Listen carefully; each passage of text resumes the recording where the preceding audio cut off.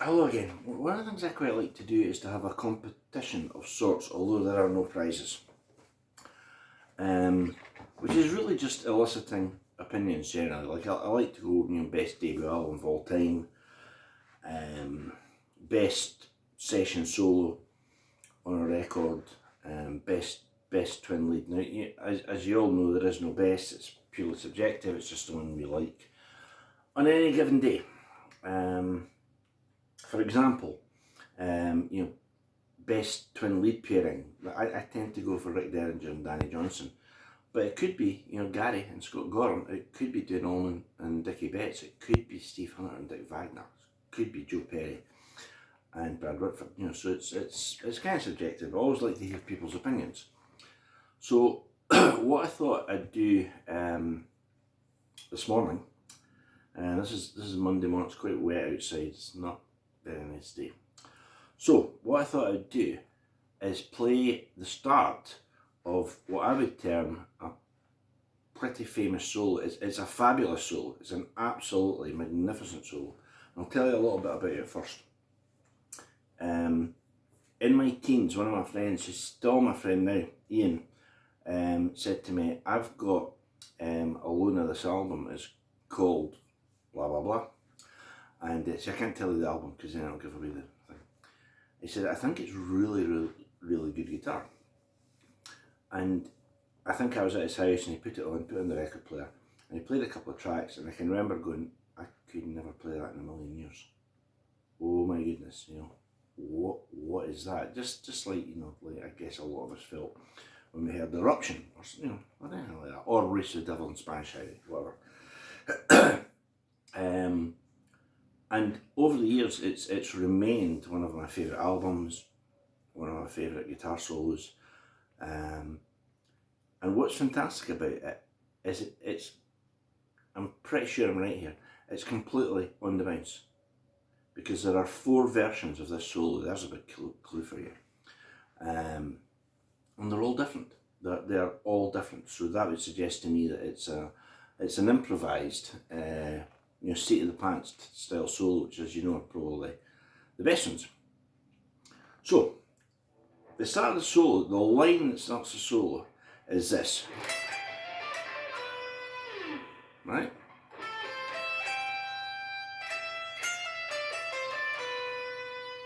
Right? So it starts with a rake. Well, that's it, right? If you play it really slowly, you'd get this.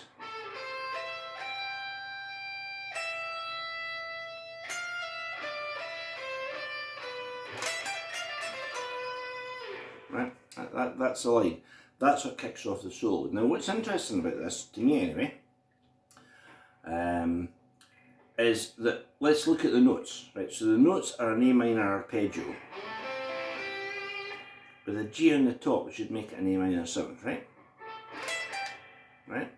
You may know that lick from Dick Wagner playing it on Lou Reed's Coney Island Baby, when Lou's playing the C major 7th to the F major 7th, and Dick plays like that, right? So it's that line, it's an A minor 7th arpeggio. So we go A, C, E, like that, right? Now I'm just running my pick over almost in an approximation of a sweep, like that. But what we're actually playing is, so playing those 4 notes, A, C, E, E. Then we're playing another E, right? Then a sort of descending, right? Playing that line. So very slowly it's,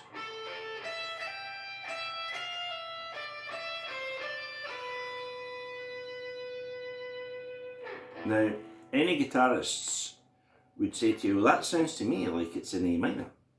Because I've just said it's an A minor 7th arpeggio, which it is. So once we get to the arpeggio section, once we get that out of the way, back to the E, and then an F, E, and then D, E, C. Once we get that line, we're playing notes that are all in Aeolian. I'm sorry if this is going to get technical, but I find this really interesting. We're in that scale, right? So all those notes. Now see, that's quite like that. Quite like the lick, you know?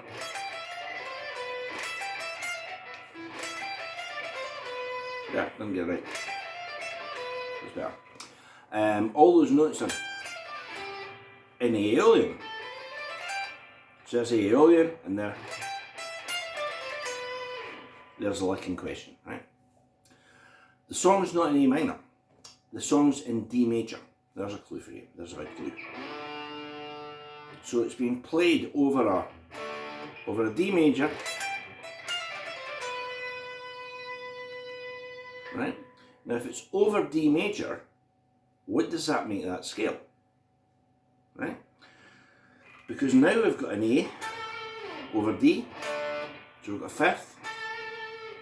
Right, we've got a C, flat seventh, an E, which is a ninth. So we've got over D, we've got. And then this G. Back to the E. And then this F to E.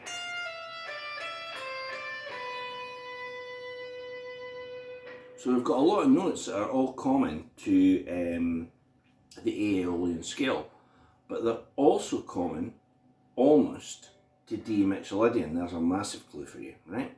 So if we went, right,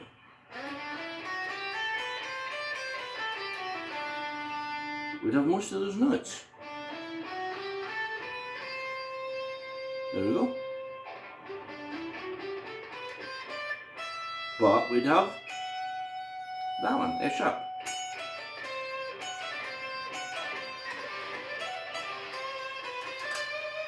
So there's a D Mixolydian phrase.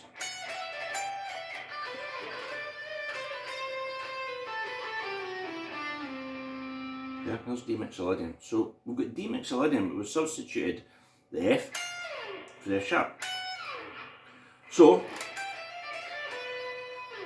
we're coming back to that phrase. So, you know, what scale is it if it doesn't all land on Aeolian? Now you could then say, hope this isn't getting too boring, you could then go, well isn't it D minor? The A, that'll do, see, that's in it. The E, that's in it, that's in D minor, except that's the ninth, but it's still in the D minor scale.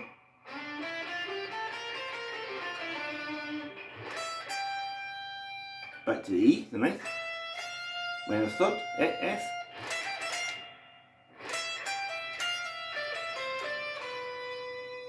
Got this B, and that is the note that kicks it out of D minor. So it's not D minor, because we'd have, that's what we'd have with D Aeolian. So again, the only scale that I can think of off the top of my head that all those notes are in is A Aeolian.